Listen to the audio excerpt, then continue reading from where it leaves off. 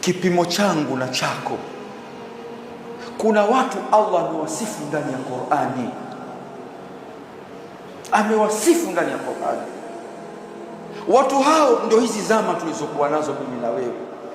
Hebu jipime wewe haya maradhi ya husda, vifundo kwa ndugu zako, na aya hii we umo au haumo?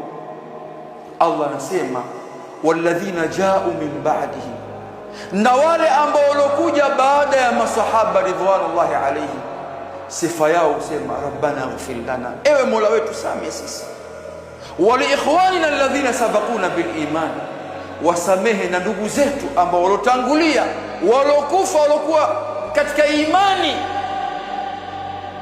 wamo ndani ya maisha ya barzakh. Tusamehe sisi kwa mapungufu yetu ambayo tulokuwa nayo, lakini sio sisi tu, na ndugu zetu ambao wametangulia mbele ya haki kwa imani. Kisha Allah asemaje?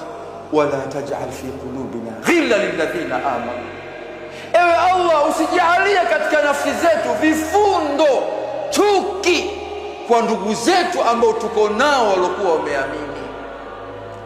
Kwa wewe katika maisha haya ukiwa umebeba mambo ya mafundo, mambo kadha bila sababu yoyote, wewe ndani ya aya hii iko mashariki na wewe magharibi. Utakutana vipi na Mola wako katika hali